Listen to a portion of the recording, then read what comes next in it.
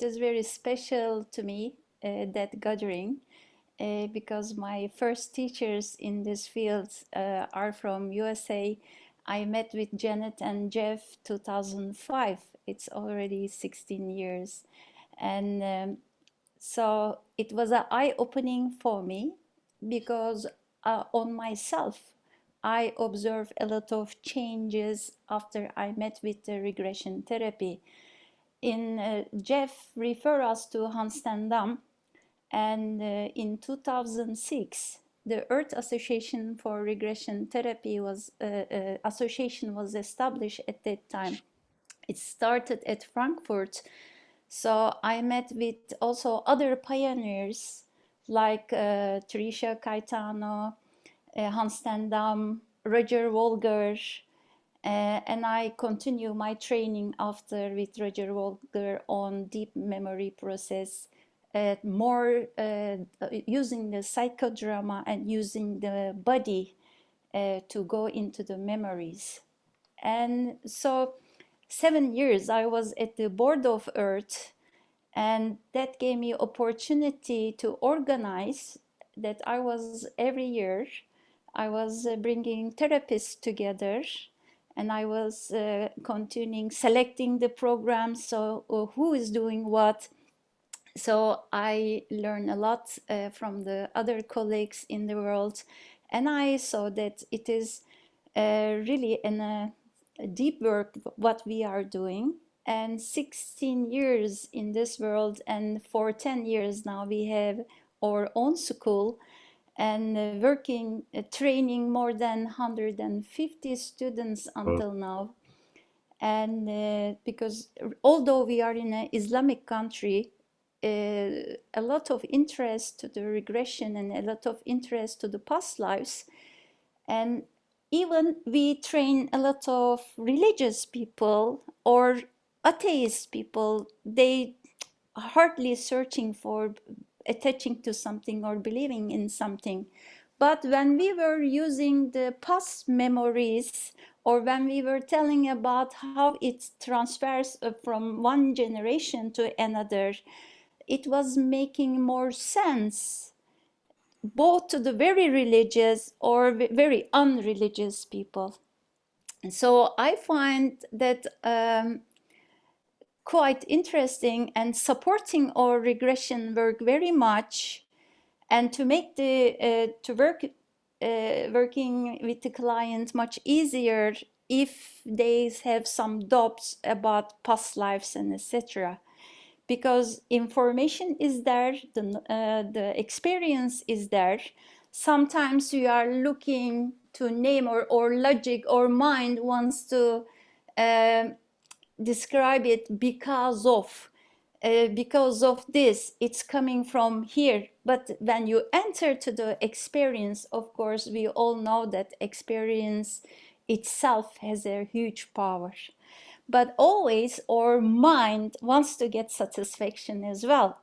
So when I was searching how can I support my knowledge with the ancestor work on epigenetics, because I'm coming from an engineering background, I like also all systematics. So when I was searching about that systematic knowledge, of the first specialist I met was Bert Hellinger. I was reading his books from the family constellations. I'm sure in USA it's also quite popular. In Turkey it's quite popular, and I'm giving a lot of trainings to India, and I saw that it's also quite popular there. So basically it gives the idea that family is a kind of huge dynamic, and family, it's a kind of a system. So in the system, wherever something losing the balance is affecting the other part of the family.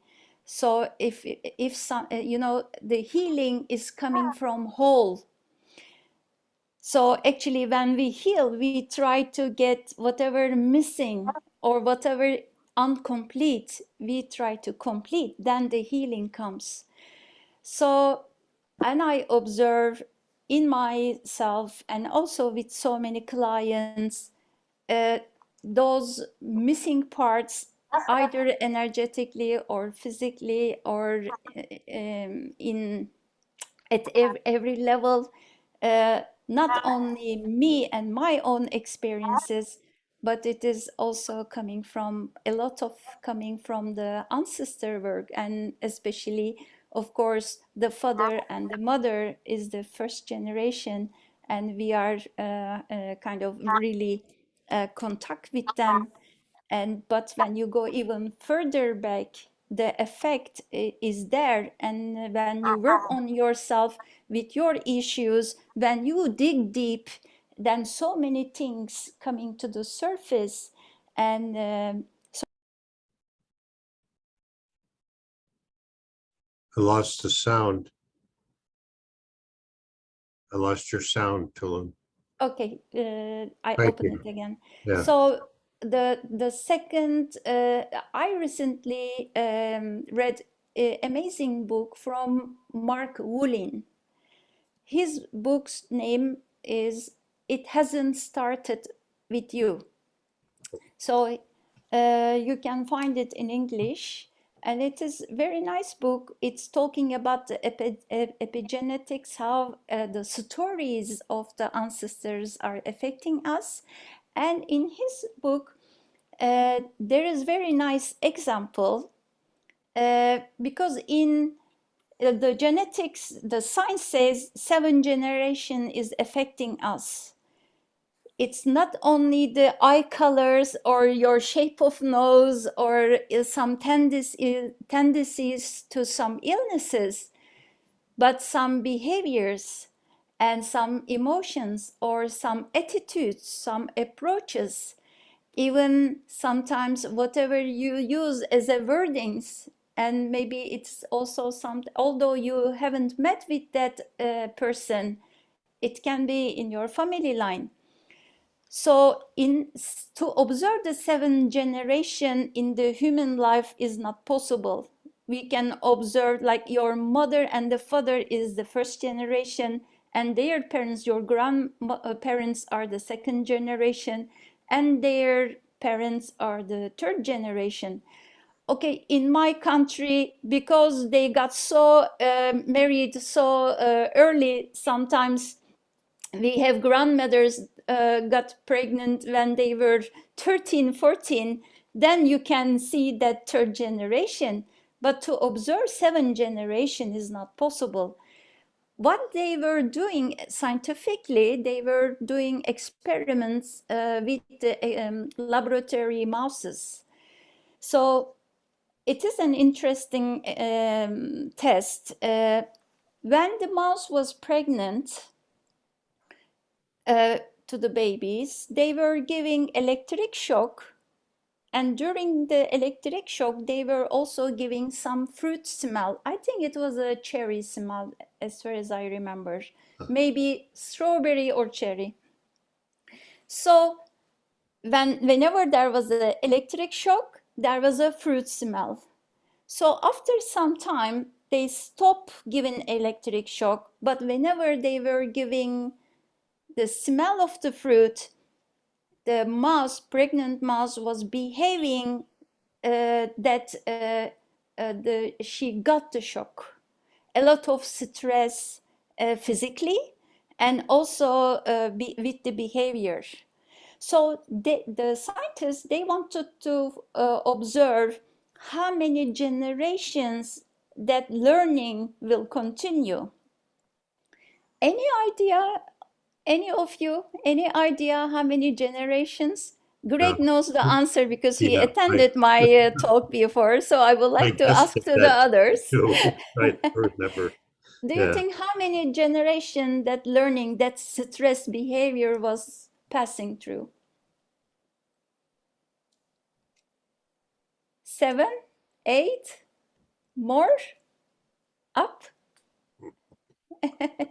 14. Right. Yes, Renata, it is true. So although they didn't give any shock to the born babies because they were separating the babies immediately from the mother after the birth. So whenever they were giving the smell of the fruit which was given to the mother, the babies were showing also stress behaviors. So, and shock behaviors, and it was physical, but also a kind of attitude behavior changes, all anxiety and stress. So it was passing through 14. It was a learning. It was a conditional learning.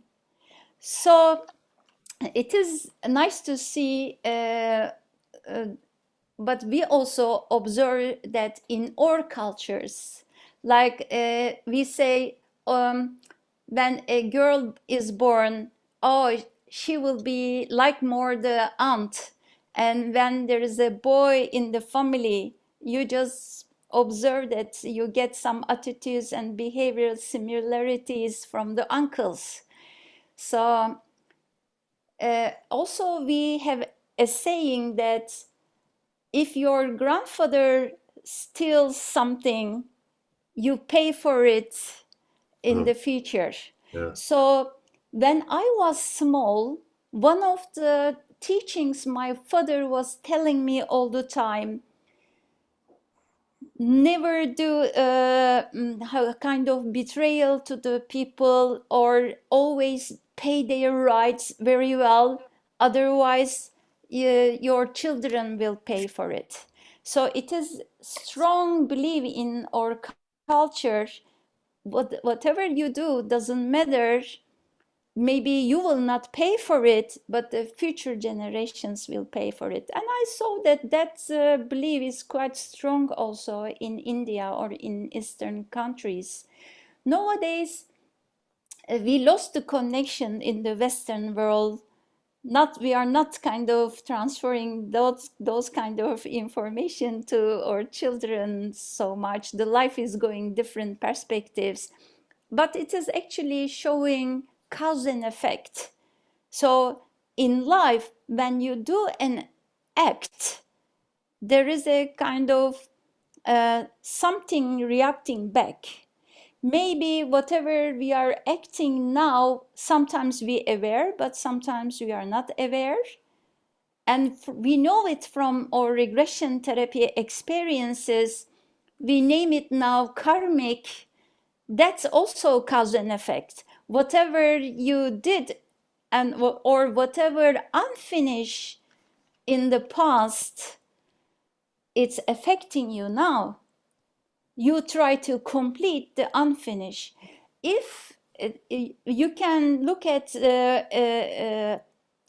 to a soul as a complete system, so in that system there is always balance, and your system is trying to get the balance. So if you break the balance with your attitudes, behaviors in the past lives, then the system is kind of organizing itself to complete or to take the balance again. Maybe not at the next life, but because it doesn't go by that way, it goes more chaotic system in the past lives. As you, all the therapists know it from their own experiences and from their clients.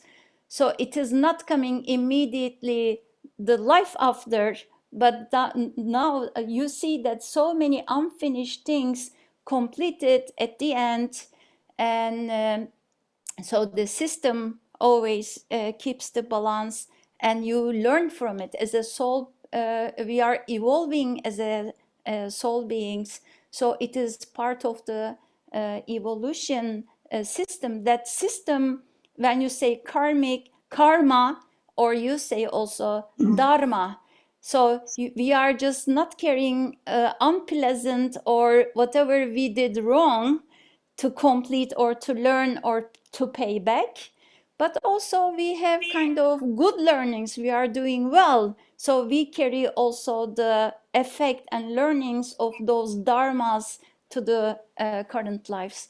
So if the family also a system, So then we need to dig into what is kind of breaking the harmony or breaking the balance of the system. So I was thinking, I was looking the Anatolia. I'm born in Turkey, and so I was looking to my ancestors. My mother's side is coming from Georgia, and my father's side is also coming from the south of Russia. So they were not 100 200 years ago, they were not living in Anatolia. So when I was digging their stories, uh, there were a lot of, I would say, war experience, war stories. So when there is a war, and we observe so many wars are still happening in the world. So what happens? Then I was digging what kind of experiences my ancestors were carrying from there, which is affecting me now. One of them, for example, my father's side, they had to leave their village because the Russian army was attacking and coming behind. So they had to leave all their properties, their lands, and all those houses and animals, and but also the old people who cannot move quickly. And also this was a something big, dynamic, leaving the all ancestors, all your history backside of you, and you cannot rescue them. So you are leaving your graveyards. And in the cultures, actually, graveyards is quite strong symbols. Why you visit the graveyards? To connect with your loved ones and to connect with your roots, to honor your ancestors. And it is a kind of continuation. You just, wherever you belong, is also it's part of a huge symbol is the graveyards. So you leave your roots at the backside, not only the properties or not only your money and etc., but all your history left behind, all the loved ones, and or the very old grandfather cannot move or cannot walk, so it stops the group. What you do, you just leave that grandfather behind, and you know that he will be killed with the soldiers. So it is a kind of huge guilt of leaving the loved ones behind. So what was happening, they were on the boat and they had so little amount of food, so there were a lot of hunger. So when they approached a land, since they didn't have so much money or anything to exchange, they were fishing and exchanging it with bread and etc. So the money understanding was quite challenging. No money, but a lot of starvation. So whenever they find food, they had to eat because they didn't know how long will it take to find the next food eating possibility. So I was observing in myself, sometimes I was losing myself and extraordinary over eating, and or storing a lot of food in the storage, especially rice, potatoes and onions, those kind of and my husband is from Luxembourg. He does all the time daily shopping, but I have a tendency to store everything, and I'm overbuying. Whenever I find, I store it. So I figured that my attitude is those kind of a kind of belief is staying still there. Oh, I will die from hunger. So I have, whenever I have the possibility, I have to store it.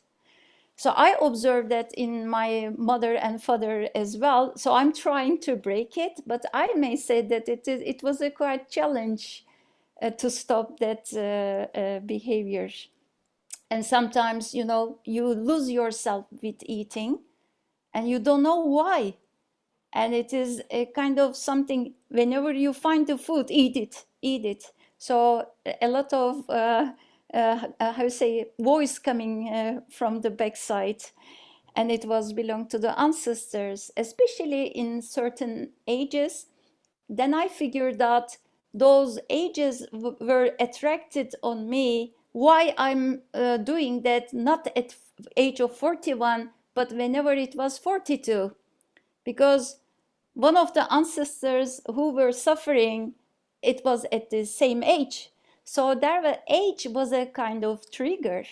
So whatever your ancestor experienced some issues, and whenever you come to that age, something at the unconsciousness triggers and you that story comes to the surface, actually that unfinished thing wants to resolve.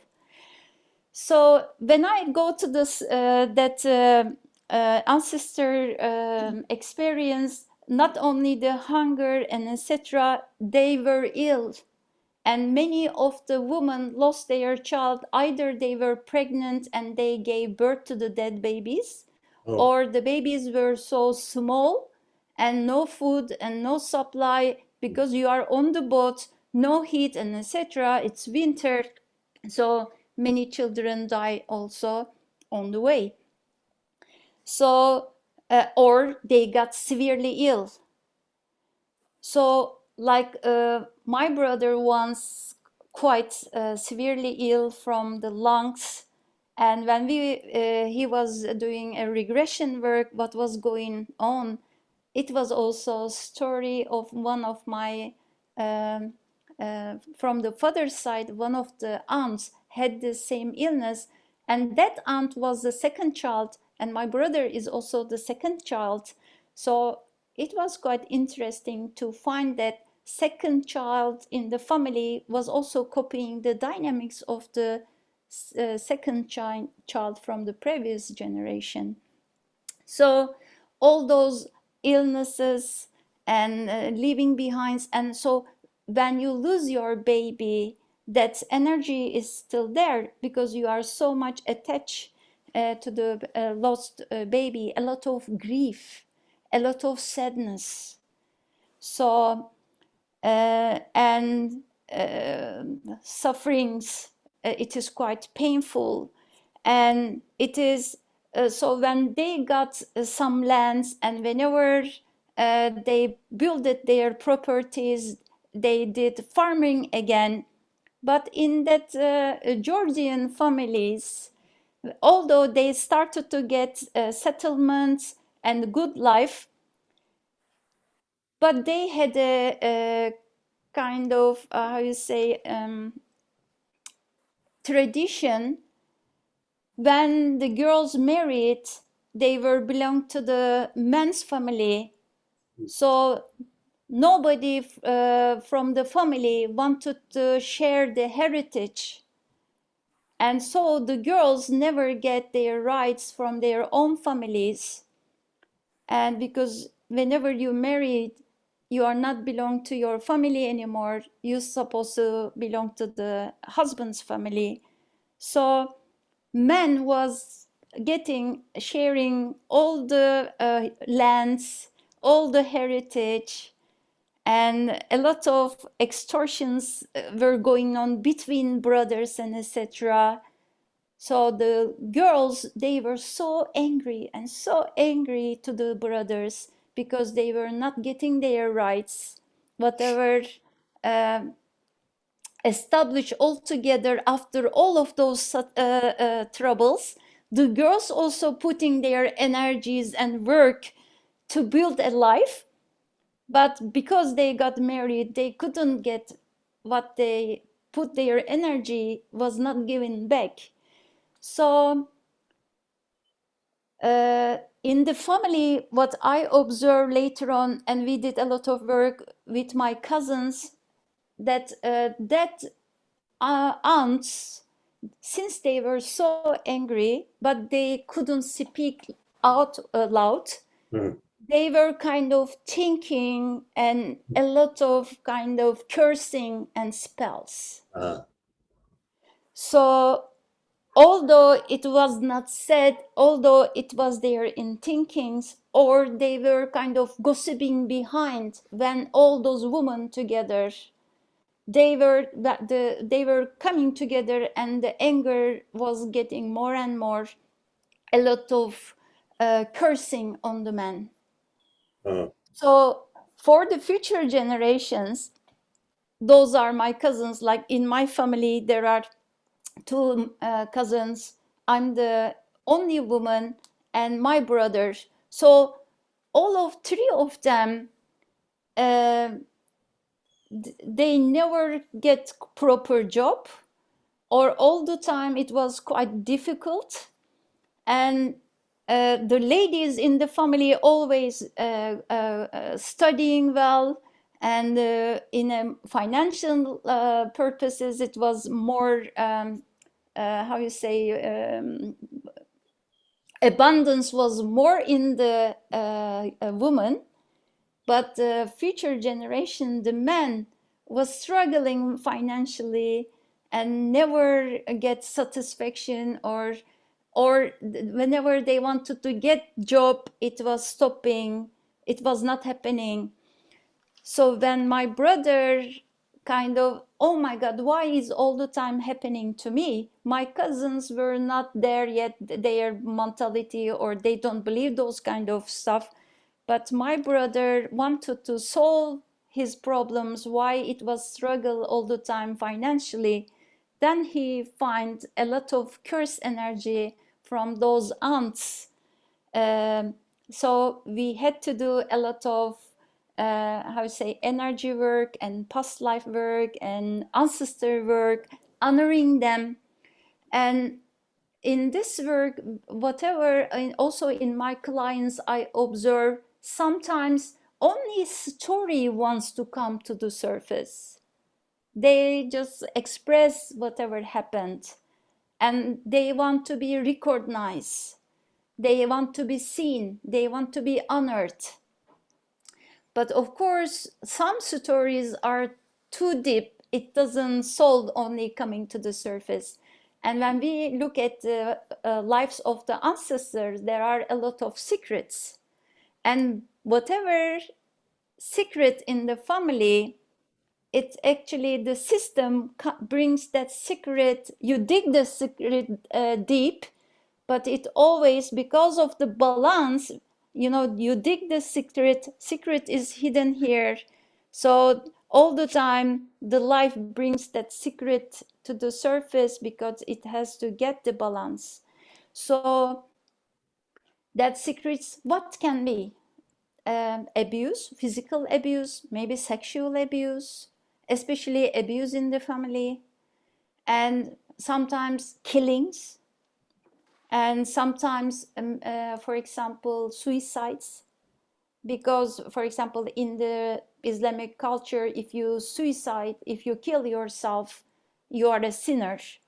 So it is always kind of, you never go to the heaven, you always stay in the hell. So it is a kind of, you covered it, you never spoke about it. Or let's say that one of the young generation, men or women, fell in love with another man or woman from another religion, or from another village, or from another sect. So it is, or another class. And so all, and especially, let's say that the woman got pregnant, so then you know that you will be punished. Or sometimes it also happens, let's say married couples, they fall in love, and there is a cheatings going on, you fell in love from somebody else. Or sometimes abuse in the family happens. Let's say the older brother of your husband pushing you and threatening you, to make love with him, and you get pregnant, you got kind of sexual abuse from the brother of your husband, but you should never say it loud. You know that if it comes to if they learn it, they will kill you, they will kill the baby, and also they will kill the man. So all many secret stories, they are kept in the families. It's unspoken. You never say it loud. And but now, then future generations, let's say that your mother got pregnant from somebody else, but or okay, then you don't get the energy is there, story is there, so the father from the unconsciousness refuse the child, so you never get attention from the father, actually, who is not your father. So the or first man in the life is as a woman, the first or the first man in the life is our father, and for a man the first woman in their life is the mother. So those connection and bonding problems also affecting our relationships in the future. And many of my ancestors, if I look back and if I look to the cultures, unwanted marriages, you know, they do kind of blind marriages. Even sometimes you were meeting with your husband at the wedding night, even the wedding was happening, then you just enter to a room, you are fully dressed with your wedding suit and etc., and you just met with your husband at the wedding night, and immediately with a stranger you have to make love. So it is a kind of not a real love relationship, it is a kind of how you say, rape. So um, or let's say that maybe you fell in love with somebody else and your parents are forcing you to marry somebody else because of the financial issues. So those stories of the ancestors, all affairs and illnesses and separations, unwanted marriages, injustice, or extortions, or being excluded from your clan or from your village, not belonging, you sent away, so you never come back.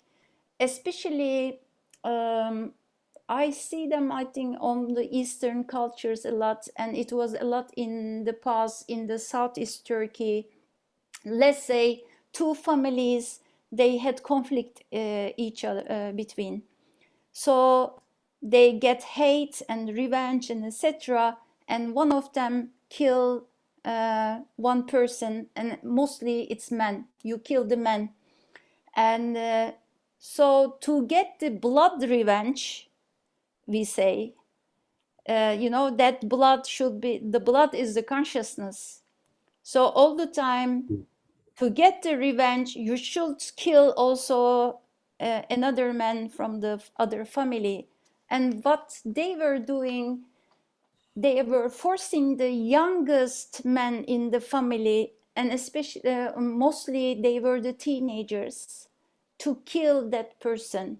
Because when you are under 18, when you are teenager, if you kill somebody, they just put you in a psychological or orphan house, or you get how to say, you stay in the prison much shorter than an adult person get penalty or punishment. So can you imagine, your life hasn't started yet, but you had to get kind of revenge of your brother, let's say, and then you have to kill somebody. And even mostly it is kind of then it is a continuing process all the time. One from the other family has to die. So that in an energetical level, as we all know from the regression therapy, You are not only bonded in a physical level, you are bonded actually with the dead people, that as a attachment, because it's not fair. Also for the young people who is killing, receive a lot of energies of those people who dies. There is that revenge never satisfy. And also mostly those killed people, they are not aware they are dead, so they are quite bonded. And so that energy wants to balance itself. And Bert Hellinger made an important observation. If there was a killing or murder in the family, it was coming in the future generation as schizophrenia, bipolar, or psychotic disorders, because that murder energy is a kind of complex energy. Both victim and the proprietor energetically bonded to each other. So until that conflict resolves, that murder energy, it's continues, or sometimes it's a kind of snowball effect. You know, the snowball is small, but when you just move it a little bit, it rolls and it gets bigger and bigger. I think I observe in my clients, in my own experience, ancestors dynamics, unresolved ancestor dynamics, they also have snowball effect. Maybe it is quite small, but when it moves to the future generations, sometimes it collects all the unresolved energies of the other ancestors and other personalities, and it gets sometimes bigger and bigger. But another interesting thing I observe also at myself and with many clients, we born sometimes in the same family line, whatever to complete or to finish whatever we started at the previous generations. Like when I did 7-generation work with myself, my family dynamics, ancestor dynamics, one of the past lives, I started that snowball effect. Actually, I was kind of making the curse, making the spell, or using black magic. So that was affecting the future generations. So I figured out so many generations were suffering from it, but after 7 generations, I was born in the same family line to work on it and to stop it. So it is a kind of karmic dynamic which continues in the ancestral line. Then not all the time, not always, but it can be also often that whatever you started, you complete at the end. And so separations, let's say that your husband goes to the war or for work. Nowadays, like many Turkish people, for work, they went to Germany, Holland, and Europe, or USA as well, to get a job, and all the families and the children left behind. But later on, the children and the family were brought to the Europe or other foreigner countries. But then you don't belong to your country anymore, but also you don't belong to that country. You move, you migrate, and you started to live. So it is a kind of, how you say, you don't belong to anywhere. So many adaptation problems, and it is a kind of you stuck in between. So I work a lot of clients, Turkish people who are living in Europe. They they feel themselves kind of swinging from one side to another with the wind. They are not rooted. They don't feel belong to anything, anywhere or anybody. So that means when you are not rooted well, and so all the life dynamics, sometimes life is so hard, and so you cannot I say get strength enough. And sometimes people say, oh, I don't know my ancestors, I didn't met with them, I don't know their stories. It doesn't matter, because your maybe your mental mind doesn't know the story, but the story is there energetically. Since I'm an engineer, I explain this to my clients that way. I say, let's say that you buy a computer and all those software and hardware is there. So, but that computer also has a lot of files which was genetically coming from your ancestors.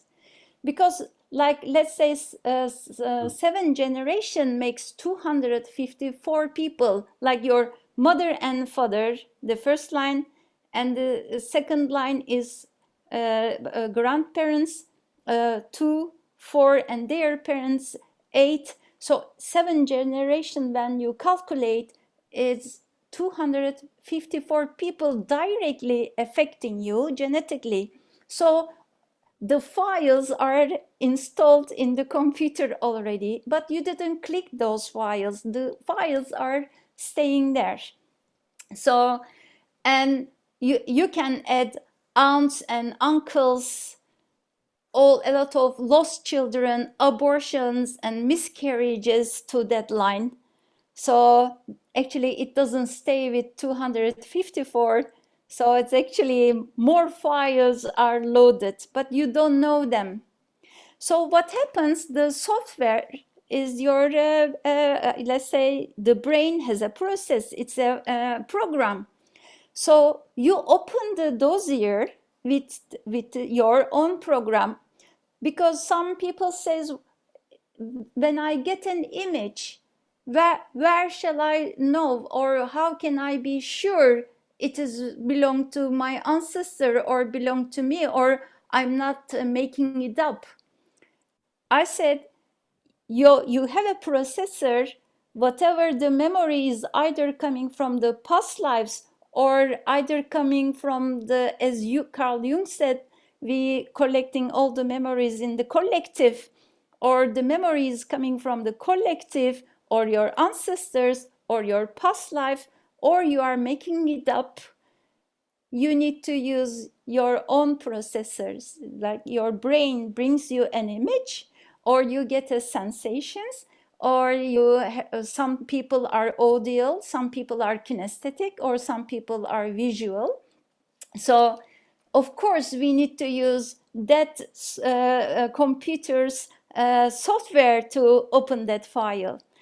The thing is, I see myself on front of the screen, I see Tulin, but on the other hand, there are so many files are open, and if you don't bring those files on front, you are not aware that they are actually at the backside. They also continue their own process. I want to give example of it from my own life. I got married quite late. I was 39, and my husband, 16 years older than me, he got 2 children. So when we got married, he said to me, Tulin, I don't want to get child, but I know that you don't have, you want to get a child, then we need to hurry because I'm aging. Let's do child immediately. You know, in my life until the 39, I always wanted to get child, but whenever he said to me, hurry up, I was kind of shaking. I got anxiety attacks, and so a lot of fear appeared. So I said, this is not me. Something going on here. So at that time, my teacher Roger Volger was still alive, and I attended in Portugal, giving the voice to the ancestors. The workshop topic was that. So with my anxiety being mother, then I started to work on it. And in that exercise, and two of my grandmothers appeared, grandmother from the father's side and grandmother from the mother's side. And there was a kind of voice coming all the time from the back side. Don't get a child, you will lose it. So although I didn't have any miscarriage or any pregnancy, no abortion and nothing, their experiences of losing child was there.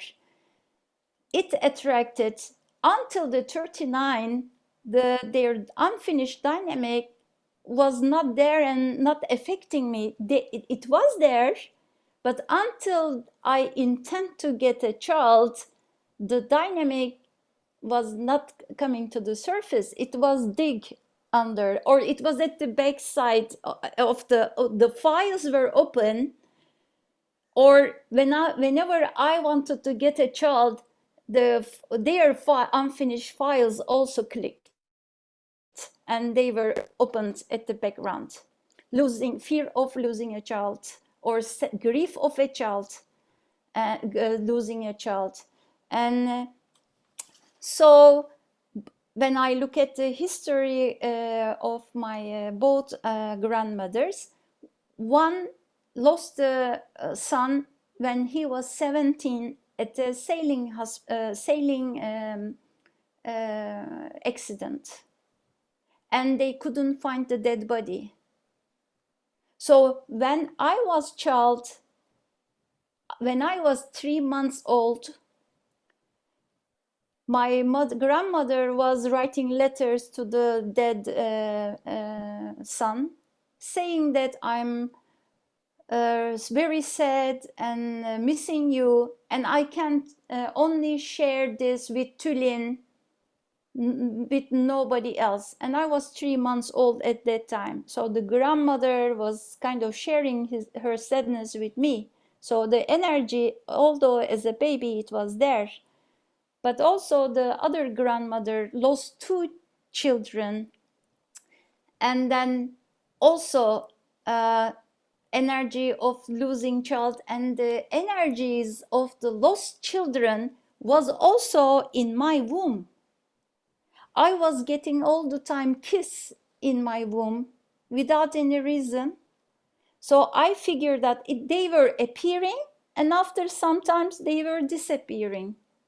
And I figured that all those lost children of my grandmothers, the energy was wanted to be born or wanted to appear, and sometimes it appears as myomas, or sometimes, kiss, and sometimes when you work on it, the mother's abortions, mother miscarriages, or grandmother's abortions, or lost children of the parents, the energy also kept in the womb in the future generations. And after I work on it, after giving the voice to the ancestors of mine, and after, because my uncle was lost, never the dead body was found. So what I did, I went to Georgia, the family was coming from there, and I got a kind of piece of earth, and I brought that earth and I put to the grave of my grandparents, and I planted a tree on the name of my uncle. So physically I honored it by planting a tree, and so his body is now kind of honored with a tree, represented by the tree. And it was actually resolving not only big releasement, not only on me, and it also affect on the men in the family, my brother and my cousins. So they had a kind of huge relief when it was completed, because protection was too much because of the loss of a child. We were wanted to be safe, but it also put us on us a lot of pressure, a lot of fear, anxiety on us, because all those grandparents wanted to keep us alive. But then I fell in love with a sailor. So when in my honeymoon, Greg knows, in 2011, I made the fourth World Congress of Regression Therapy in Turkey.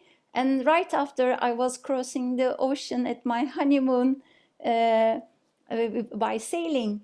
So it was kind of, your uncle dies in a sailing accident and you marry and you cross the ocean. So all those fears and etc., I did a lot of regression work, but also shamanic work.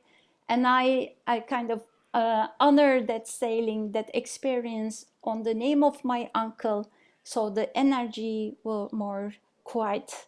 And so this is my experience when I wanted to get child, how the grandparents dynamics were there, and also somebody dead in the family wants to be seen, wants to be appeared, because in the family you never talk about it, but it doesn't mean that the energy is not there. Actually, if you don't talk about it, energy wants to be more seen. So all those abortions, miscarriages, and dead babies, and sometimes, in the war, many women, they were killing their babies because the enemy attack was coming. They knew that enemies will kill the children, so they were kind of, how to say, drowning them with pillows, and not to make the babies suffer from the enemy. So then, this is all the history of the humanity. But how this history will be balanced? And a couple of years ago, we did the Earth Association. We made the annual convention. It was war and effects of war in the future generations. So we figured out, in the places like between Germany and Poland, we made the congress next to that bunch of killings were happened, how to say, many Jewish people were killed with the gas and with the hot waters. And so those areas also had a lot of black magic energies and curse energies accumulated over there. So those war areas previously also were used with different, how you say, energetical experiences, or many cursings and negativities were happening already there. So actually, the war energy attracted more to those areas, right, to be actually resolved. And so for the future generations, what we observe, a lot of burnouts, lack of energy, lack of desire, or you start something but then energy is gone. So a lot of war effects continues in the future generations in Europe. That's why I think it's a good invention of the Bertelinger, because it appears in the Germany, because a lot of energy dynamics were going on, and so it was a kind of good technique for the German people as a start to resolve that energy which is coming from the past. All, yeah, I'm just looking to my, a lot of examples we can give. Like one of the interesting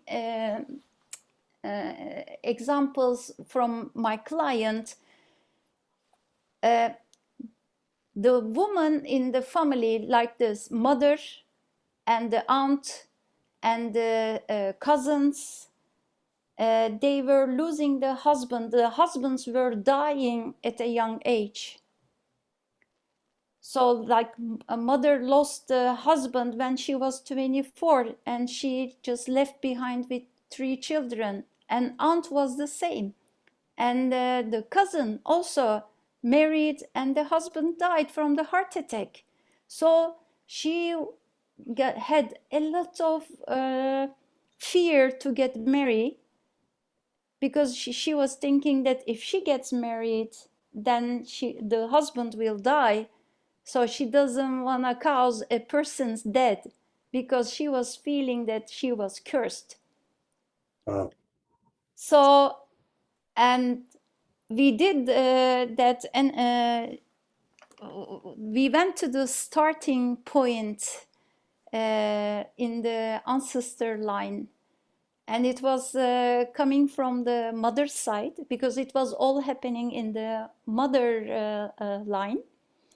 So she went to a past life that she was a woman, and she fell in love with somebody, but that man married to somebody else because of the money. And she left behind pregnant. She was so angry, angry, angry. Then she cursed the man to say that you didn't make me happy, and I couldn't get this child, because she had to, abort the child. But she was so angry, cursed the man to die, made a kind of black magic for him to die soon. So none of the women in the future will be happy, that they will be suffering as much as hers. So that curse, that magic energy was continuing at the generations, and it was only affecting the woman, and the man was dying all the time from the heart problems, because she made the curse to the heart, to affecting the heart, because she was really deeply, deeply heartbroken. So when we were kind of searching behind, it came to her family line, and then she figured out, actually, okay, she started something in the family, but she born to the same family. To finish that, she had to kind of call the curse back. So whoever was starting has to finish. So it was interesting. She felt quite guilty. We had to work on this guilt a lot with other sessions, because she was thinking that she caused the father's death herself by starting that curse, also kind of affecting the father. Then I ask, from those family roots, to whom you bring to that life? And she said, oh my God, my father in this life is the man who left me, and I did the curse to him. So the father this life was the lover, in the family line was the lover she cursed. So that guilt, curse, the karmic, all those stories. So then she understood, and we had a kind of talk with the father in an energetical, in the higher realms, in the life between lives stage. We made a kind of conversation with the father, that actually the father was not angry because she did it. It was kind of, he was also feeling guilty against her, that he left her behind with the child. And so that unhappiness through the dying man in the family was a kind of theme. who was happening. So all the time some people says, why shall I finish the unfinished business of the ancestors? It's not my business, it's not my thing. But you believe or not believe, it's not the matter of belief. The energy is there, dynamic is there, and it is a fact, it is happening. So I say to my clients, it doesn't matter you believe in past lives or ancestors or collective or whatever it is, there is one thing sure, that whatever happened in the past is affecting us now. So it's better you work on it and resolve it, then you can move forward. Otherwise, those are kind of the weights we are carrying with, or it's kind of holding. Then you want to move forward, but they are holding you. So it's kind of transforming those energies is a kind of big release. Sometimes it's a lot of burden, and I observe many of those people have spine and back problems because they carry a lot of burdens from the past.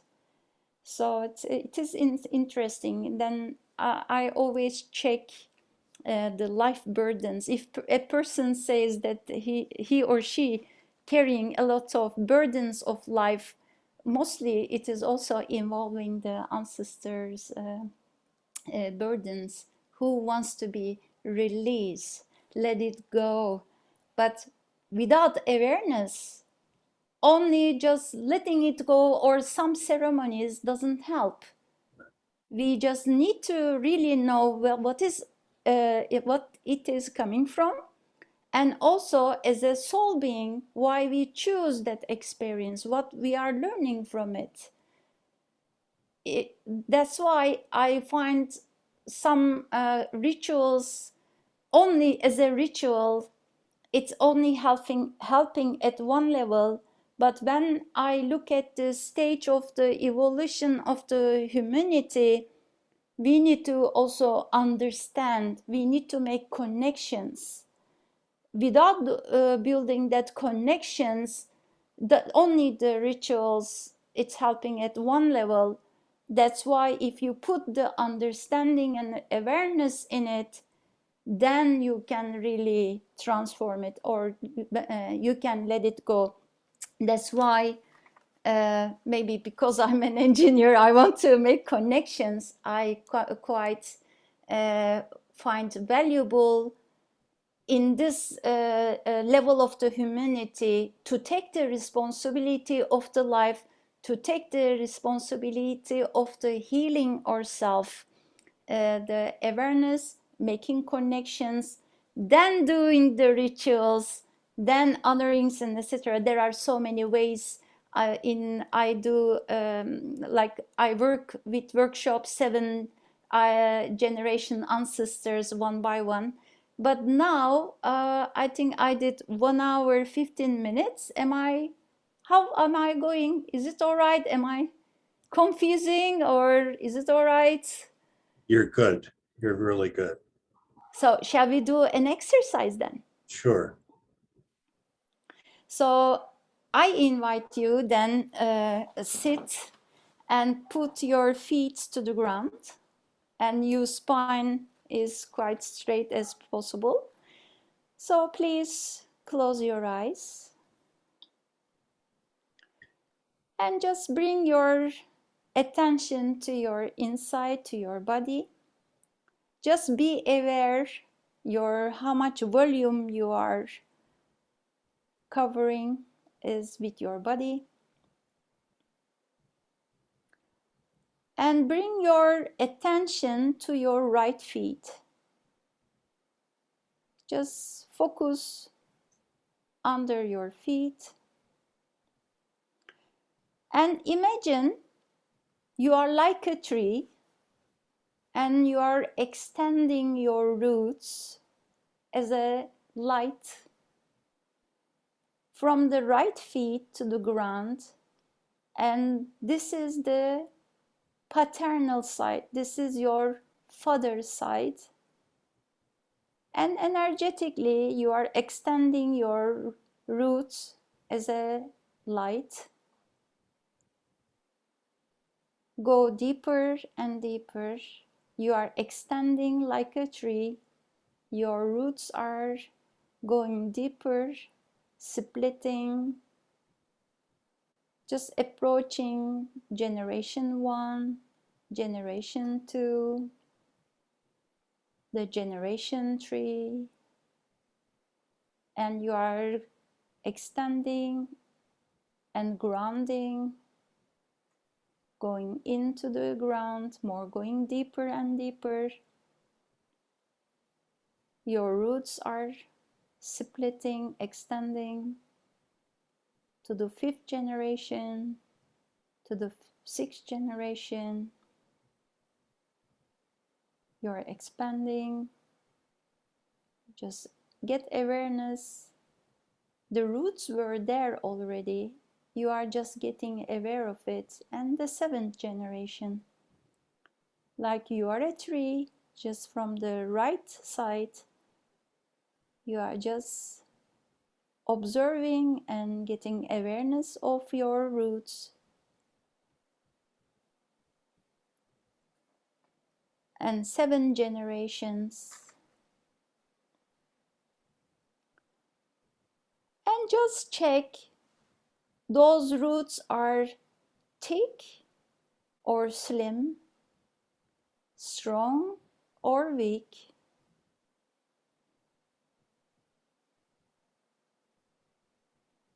Maybe there are some bright colors, maybe darkness.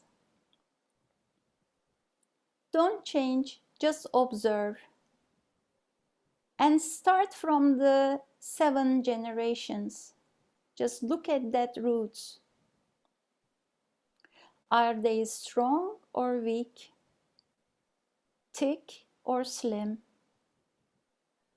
Are there any lost roots or broken ones or injured ones? And how is your connection with it? Do you have a strong connection or weak connection? Don't judge, just observe. Get awareness and just see and observe your connection with your 7 generations.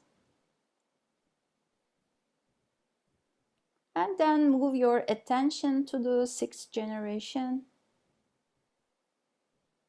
Observe your roots. Are they strong or weak? Bright or less colored? Unbright? Thick or slim? Are there lost parts? How they look like? And how do you feel with your connection with it? Do you have a strong connection or weak connection? Don't judge, just observe. And move to the 5th and do the same for the 5th. How are the roots? Weak or strong? Bright or unbright? Are there any damaged ones or how is your connection? And how do you feel with it? And then move your attention to the 4th.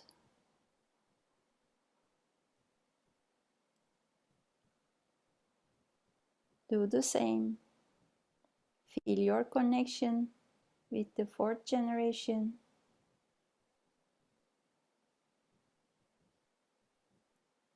And then move your attention to the 3rd generation. Check the roots. Are they strong or weak? Light, bright or unbright? Are there any darknesses or lost parts or broken ones? And how do you feel with it? Do you have connection or unconnected?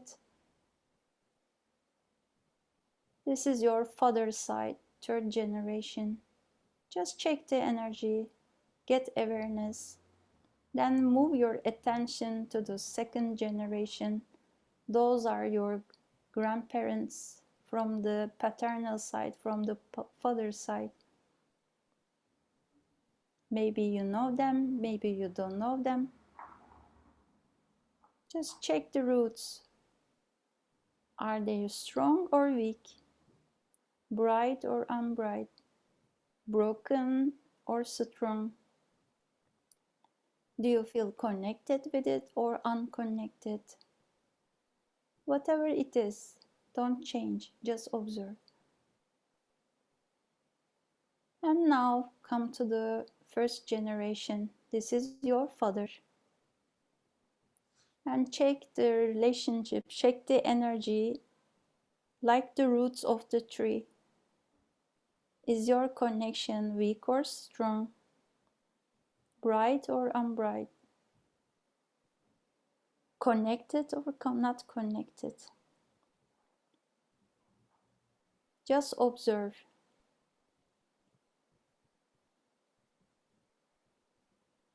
And then now say to your father inside, Father, I thank you for giving me life.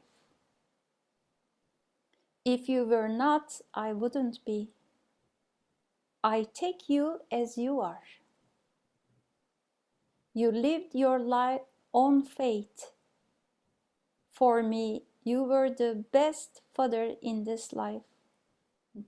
No matter what we experienced together, they were meant to be. You live your own fate. I living my own fate. Now I entrust you to your own fate, and I entrust myself to my own fate.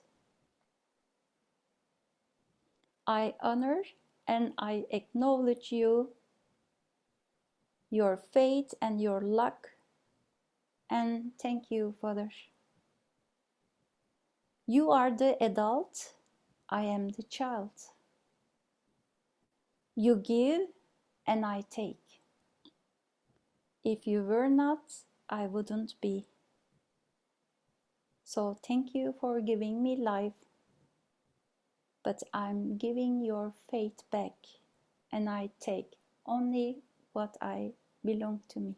I take my own responsibility. I honor you.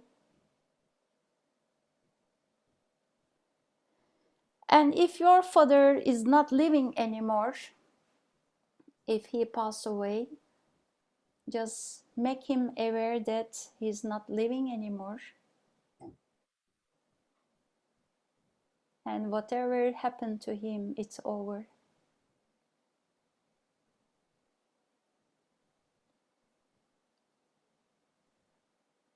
So if you didn't have a chance to say goodbye, or if you have a chance now to say, what would you like to say to him? With your own words. Just take your time.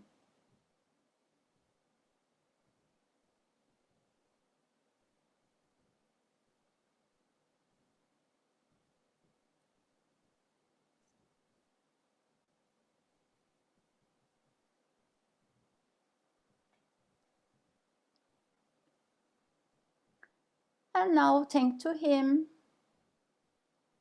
And just move your attention now to your left feet, your left leg.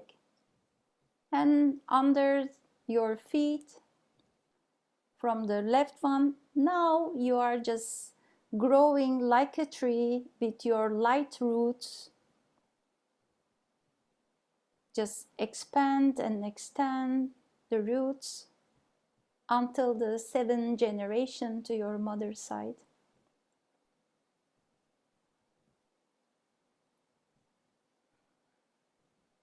When you are just at the seventh generation, and check the roots. Those are the light roots, which is showing your connections with the seventh generation. Are the roots strong or weak, thick or slim, connected or not connected? And how do you feel with it? This is your seventh generation ancestors from your mother's side, from the maternal side. And now move your attention to the sixth generation. Observe the same. Are the roots strong or weak,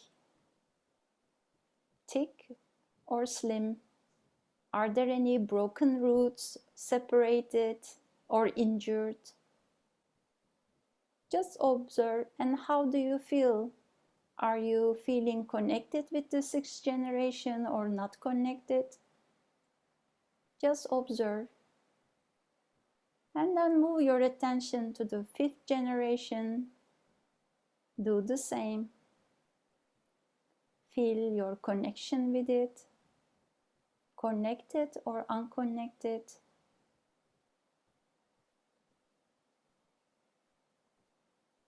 And move your attention to the fourth generation from your mother's side. Weak or strong? Are the roots are quite thick and slim or broken or injured? Do you feel connected or unconnected? Just observe. And now move to the third generation. Just observe the energy. Do you feel connected, unconnected, weak or strong? The roots are thick or slim or broken, injured?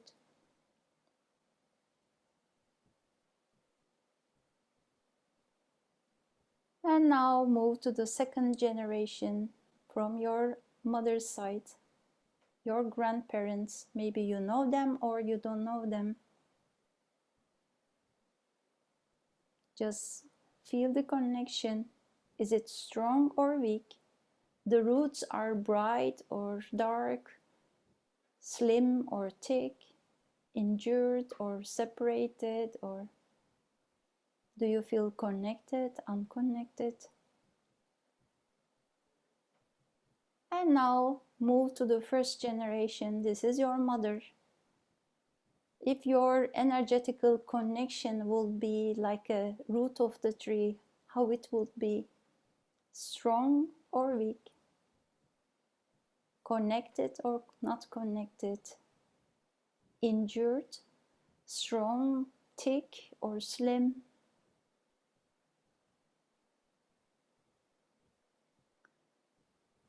Just observe, just be aware.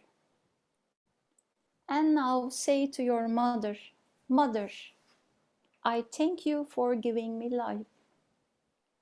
If you were not, I wouldn't be. I take you as you are. You lived your own fate. For me, you were the best mother in this life.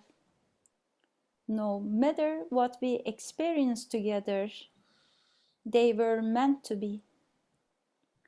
For us to learn and grow as beings, things happen as they should be. You lived your own fate. I'm living my own fate. Now I entrust you to your own fate. And I entrust myself to my own fate. I honor and acknowledge you, your fate, your luck. Thank you, Mother. You are the adult, I am the child. You give and I take. As you were not, I wouldn't be. So take a deep breath and exhale.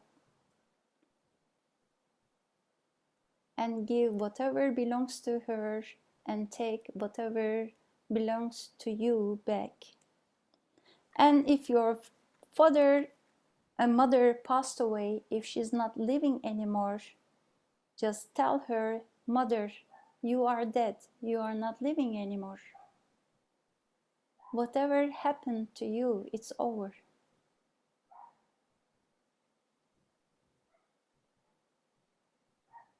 And now she get awareness, and all spiritual guides and healers, they are there for her and for your father. Just honor them. And all those ancestors who knows the way to the light, to their own being, to their own journey, it is time to continue. And if they are still alive, it is also a journey and their life journey. And you continue your own journey. This is mine. This is yours.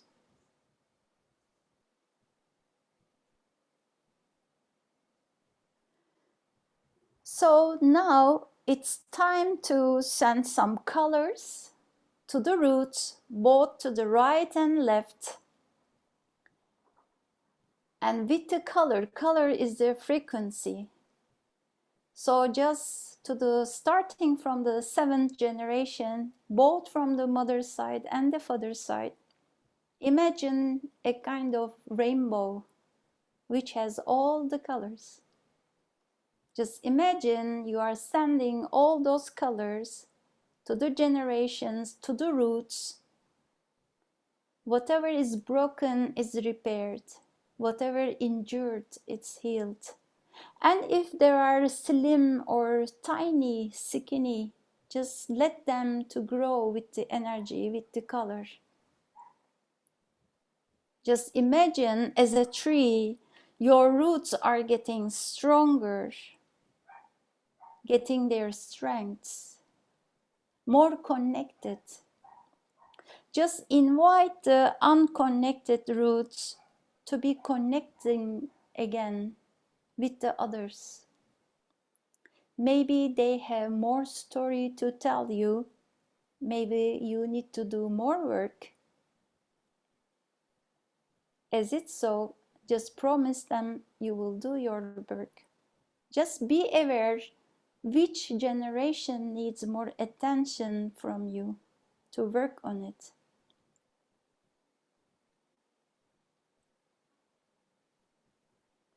Just send the colors, send the healer, and imagine you are becoming more strong tree, very grounded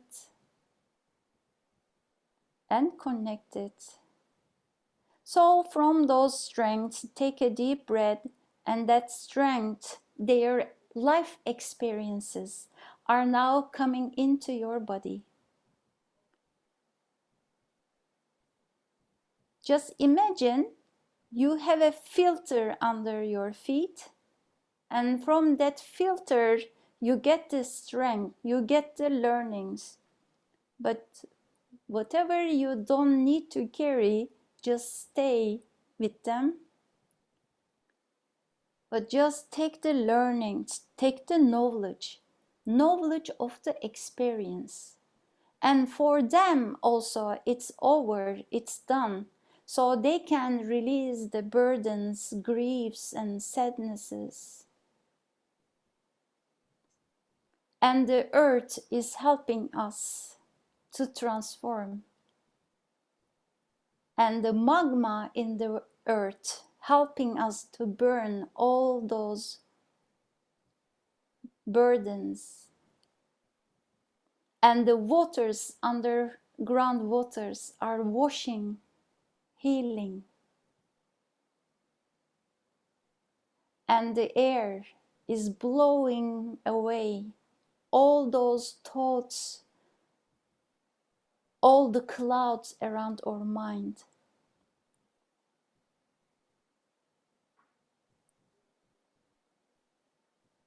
Just feel more grounded, more connected, and from the filtered energy is coming up to your body and spreading through your spine.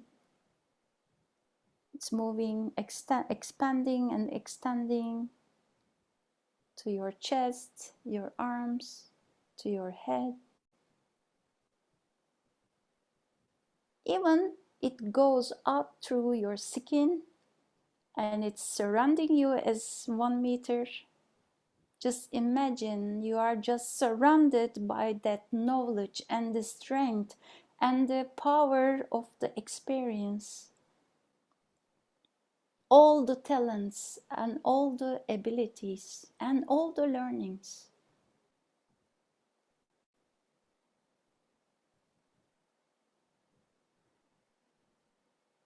If they were not, I wouldn't be. So I'm witnessing the life. I'm honoring the life. Even the worst ancestor gave you the life. So honor the life. Take a deep breath and release out. In, exhale out. And again, take a deep breath. And now it's time for the ancestor to go to their own place, to the ancestor world. And don't forget to say goodbye. And they can go to their own journey. And you own your own journey. So move your legs and arms, stretch your body, and whenever you are ready, you can come back.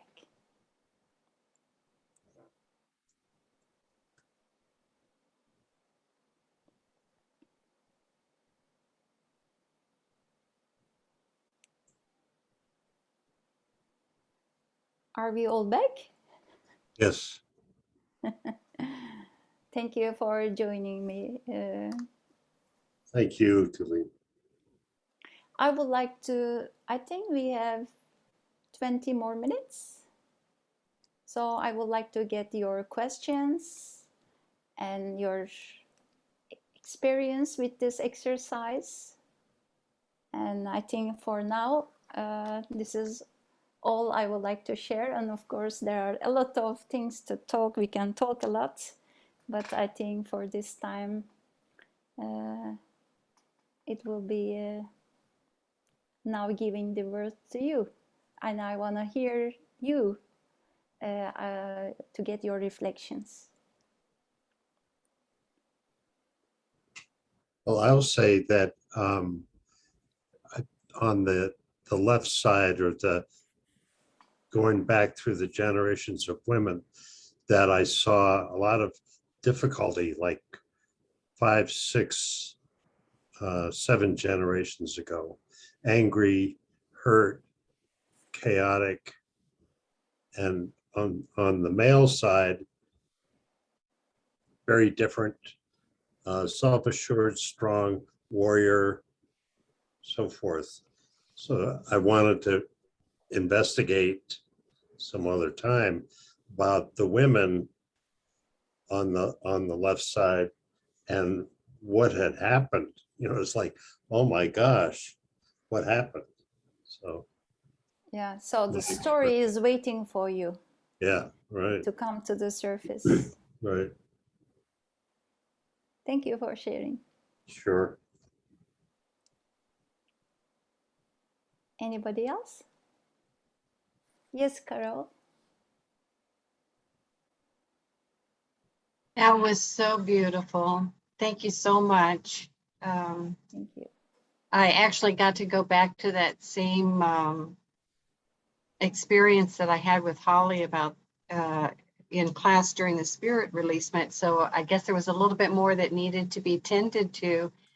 And my roots were stronger on my right side. Interestingly enough, I have this condition where my toes curl on the right side. Mhm. And on my father's side, I'm Chinese. And in that lifetime that I went back to, she has bound feet.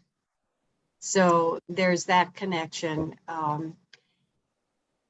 It was interesting on my mother's side. The only person I really connected with there, the roots were slim. When you said the word slim, that was the word that resonated with me. When it got to my mother, the root was knotted.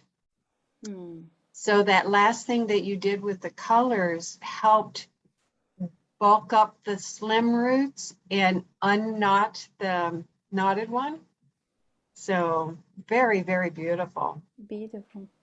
And I had a question for you is, you mentioned that you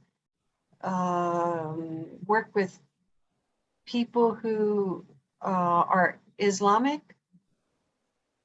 Do you speak Arabic? No. I mean, they are religious, and in that the religion in Islam, they don't accept past lives.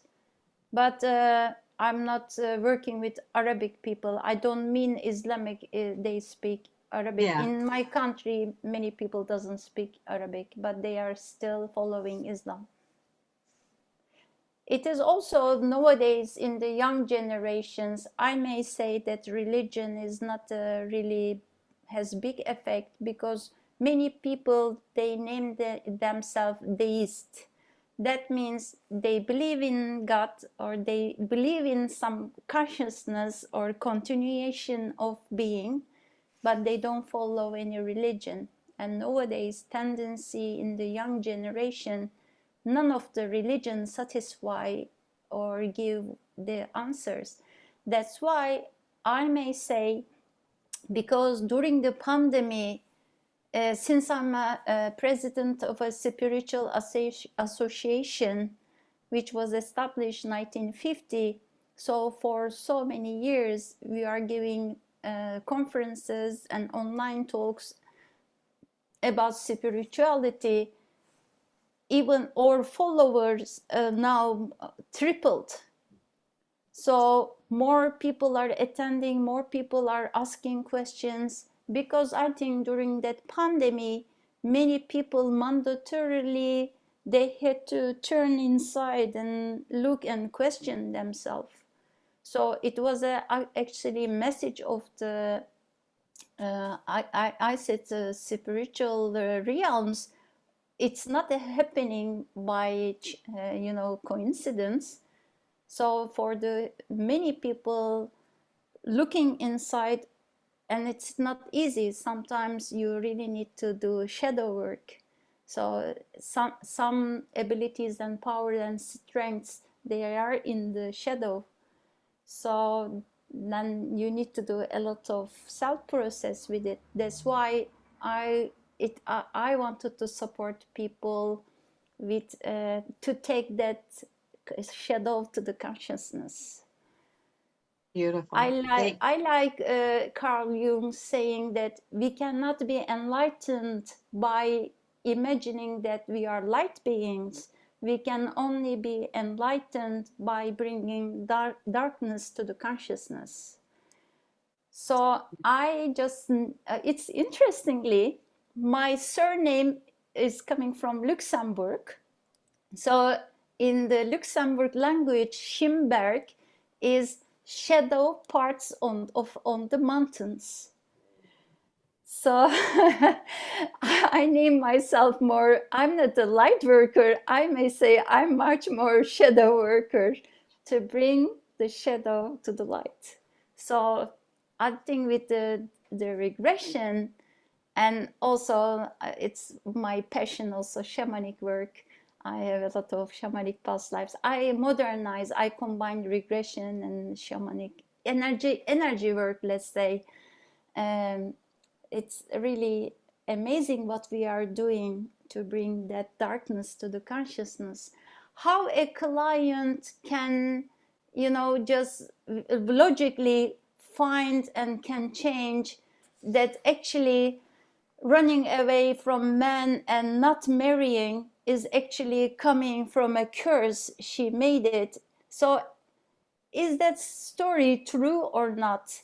But I always say in your unconsciousness, the story is blocking you, like the nuts you had at the mother's side. For you, it was true. You saw it, you experienced it. You just image, your brain show it as a nut, but it is a kind of something as a energetically, it's there. So when you do kind of resolvement, when you do work on it, it's also changing in the unconsciousness. And so it is now the nut is in the consciousness now. So maybe you may need to do more work with the mother. Maybe it's only taking your attention to there, or maybe that exercise is enough. We don't know. But you know, your unconsciousness knows, your being knows. So I trust life and I trust unconsciousness because it really brings amazing stories. And I always say, even I work with people not believers, or they name themselves atheist. I said, it's true or not, you made it up or not, your unconsciousness has a message to you. Let's deep into that message. So I hope my experiences also gave you a different perspective today. Anybody? Any other questions anybody has? Well, thank you so much. It's a wonderful experience. We all thank you so much, Tulin. Thank you for joining me. I really, IBRT is a special association to me, because not only because of my teachers, because we do amazing work. So those, we are just coming under a kind of a tree. So it is, I like the tree image. So maybe we are so far away, but we are all connected. The trees, they share the informations from the roots under the earth. And I think we share a lot of information because we are in this earth. So the earth, the air, it's the unify us. We always breathe. When we breathe, we get also all the information of others. And the earth, Mother Earth, is feeding us, giving us opportunity to experience. We judge ourselves. And I hope the world is getting more chaotic. I don't expect everything will be beautiful and blah, blah. But I kind of trust the power of the experience. So I think we, as a humanity, we are going to another level of consciousness, and it is a kind of a school, and we are now finishing the school, and we will maybe go to the, let's say we were at the high school and we will go to the university, but we have some lessons to finish from the first grade, second grade, third grade. So I see that humanity is so busy and rushing out to complete whatever unfinished from the other level of the realities and other level of the consciousness. So, but I feel, this is my feeling, that we are, as a humanity, we are also coming to a level that we have to complete that school, because this material world also, I think, not enough for us. We are not more evolved, and we need more, how may I say, like a university conditions. Now we need more better laboratories, or better knowledges, extended knowledges. So we will see. It is that's why whatever we observe at the outside world is also reflecting to our inside world, in and out universe. in, out, and all connected. And I think we will learn, we will get awareness of that connection, that we are all connected. So with all those wars and fires, we were talking with Holly that there are a lot of fires also going on in USA at the moment. So all those floods, and in the nature is also trying to balance itself. Yes.